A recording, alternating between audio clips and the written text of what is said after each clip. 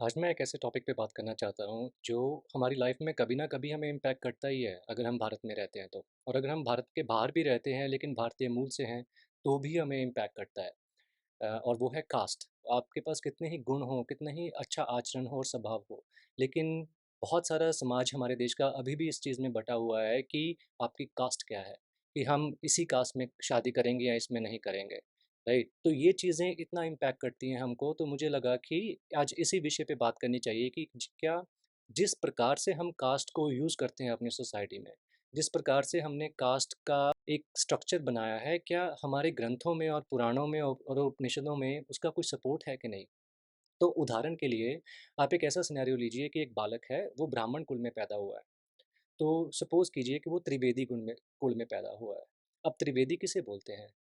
त्रिवेदी बोलते हैं जिसको 3 वेदों का ज्ञाता हो जो। तो एक बच्चा है, क्या सिर्फ़ उसका उपनाम त्रिवेदी होने से क्या उसको सच में 3 वेदों का ज्ञान होगा? इसी प्रकार से अगर सपोज़ करिए कोई क्षत्रिय है, जैसे राजपूत है, और कोई चौहान है या उसमें एक हिस्टोरिकल एसोसिएशन है वीरता के साथ और क्षत्रियता के साथ।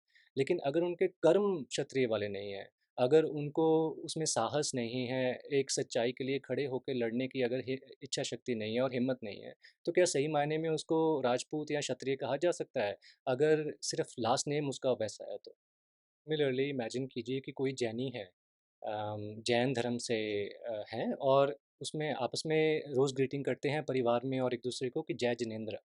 और जय जिनेंद्र का क्या अर्थ होता है कि अपनी इंद्रियों के ऊपर विजय पाना। तो आपने अगर तारक मेहता का उल्टा चश्मा देखा है, उसमें जो जेठालाल है वो जैनी है और वो 24 घंटे जय जिनेंद्र बोलता है।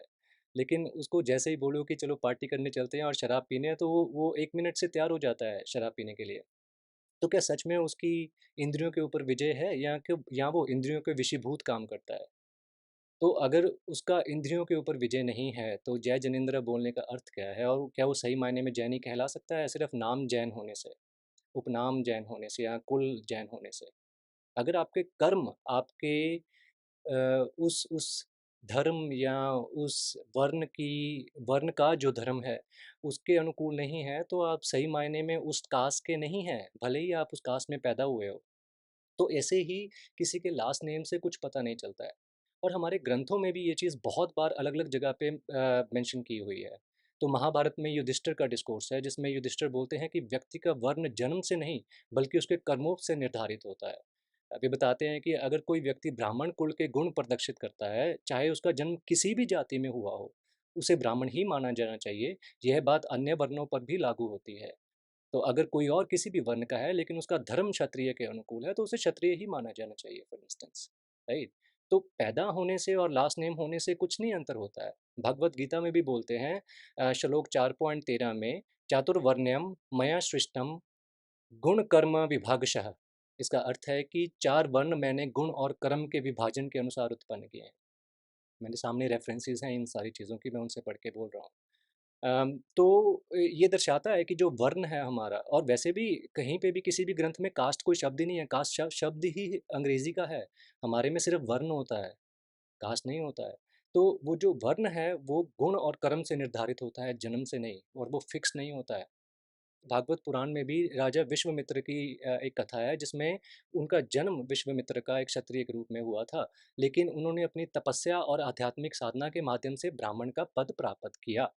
तो हमारे ग्रंथों में और शास्त्रों में इसकी फ्लूइडिटी है, इसकी फ्लेक्सिबिलिटी है कि वो स्टैटिक नहीं है कि जिसमें आप पैदा हो गए वैसा ही है। तो जो हम प्रैक्टिस कर रहे हैं आज की डेट में वो हमारे शास्त्रों के अनुकूल नहीं है, कि एक बच्चा किसी किसी वर्ण में पैदा हो गया तो हम बोलते हैं कि बस ये वही है, भले ही उसमें उस वर्ण के अनुकूल कोई भी काम ना हो, राइट?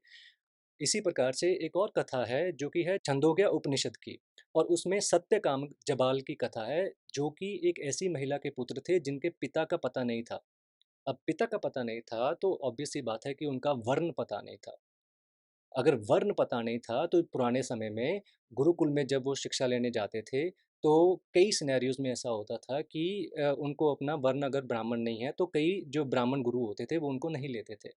लेकिन ये कथा इसको दर्शाती है कि ऐसा नहीं था, क्योंकि अपने वंश की अस्पष्टता के बावजूद उनको अपनी सत्यनिष्ठा के कारण उस गुरुकुल में स्वीकार किया गया।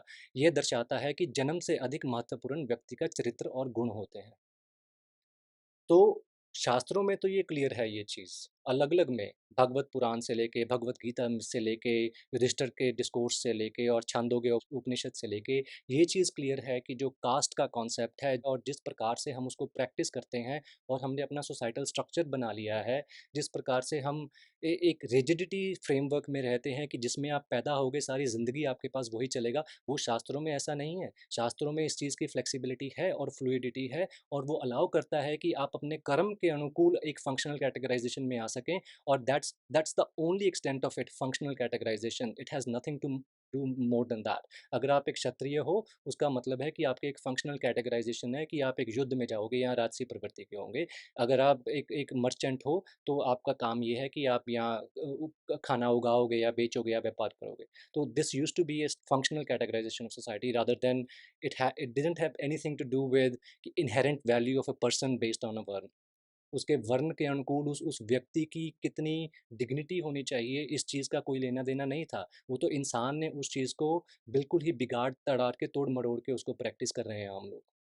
और अगर आप सही मायने में देखा जाए, बायोलॉजी में आपने देखा होगा कि जो प्योर ब्रीड होती है, घोड़ों की जैसे प्योर ब्रीड होती है, तो जनरली आपने नोटिस किया होगा कि प्योर ब्रीड के जो भी स्पीसीज होती है, उनमें कोई ना कोई हेल्थ प्रॉब्लम्स आती है। और वो क्यों होता है? डीएनए में हमेशा 2 क्रोमोसोम्स होते हैं, जैसे भी 23 क्रोमोसोम है, हर एक की एक कॉपी मदर से आती है, एक कॉपी फादर से आती है।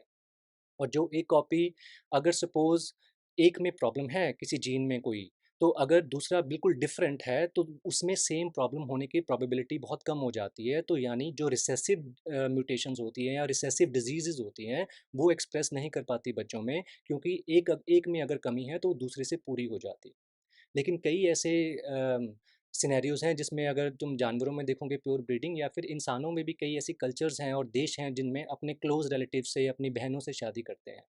तो उन केसेस में जो रिसेसिव एलील्स हैं, उनकी एक्सप्रेशन बहुत बढ़ जाता है। फॉर इंस्टेंस अगर आप पीजीआई में जाके देखोगे, तो वहाँ पे हीमोग्लोबिनोपैथीज़ हैं जो कि रिसेसिव डिसऑर्डर्स हैं। उनकी जो पेशेंट्स हैं वो पाकिस्तान से काफ़ी आते हैं वहाँ पे ट्रीटमेंट के लिए। तो उसका क्या कारण है? क्योंकि अगर आप एक बहुत क्लोज़ वर्ण में शादी कर लोगे, तो उसमें जो सेम प्रॉब्लम डीएनए में है, वो दोनों इकट्ठी हो जाएँगी और फिर वो बच्चे में एक्सप्रेस करेंगी। तो इसका मानना ये है, इसीलिए आपने देखा होगा कि हमारे जब शादी भी करते हैं, तो ये देखते हैं कि आपका गोत्र क्या है, और उस गोत्र के अंदर शादी नहीं करनी चाहिए, क्योंकि उसमें फिर भाई और बहन मानते हैं। तो डिस्टेंस होना चाहिए। तो सेम कास्ट में भी अगर आप नहीं करते हो, तो वो बहुत अच्छा है। अगर आप अपने से जितना अलग इंसान है, वो जितना डिस्टेंट है, अगर उससे करोगे, तो जो नेक्स्ट जनरेशन आएगी, उनका जो मेजर हिस्टोकम्पैटिबिलिटी जीन कॉम्प्लेक्स होगा, वो बहुत हेल्दी होगा, क्योंकि उसमें कवरेज ज़्यादा होगी, उसमें डाइवर्सिटी ज़्यादा होगी जीन पूल में। राइट? तो ये शास्त्रों के अनुकूल भी नहीं है और ये बायोलॉजी के अनुकूल भी नहीं है। तो इसीलिए मैं ये क्लैरिफ़ाई करना चाहता था कि जिस प्रकार से हम कास्ट का जो प्रैक्टिस है हमारी सोसाइटी में, वो हमारी हिस्ट्री, रूट्स और ट्रेडिशन के अनुसार नहीं है। It's a ignorant manifestation of our understanding. तो that's the only thing that I'd say कि आप इस चीज़ को समझो और समझ के निर्णय लो। लोगों से बात करके, उनके आचरण, व्यवहार और चरित्र को जान के, फिर आप उनके बारे में एक सोच बनाइए, निर्णय बनाइए, रादर देन उनका लास्ट नेम दे के और उनकी कास्ट दे के। That's the only thing that I have to say today. Thanks.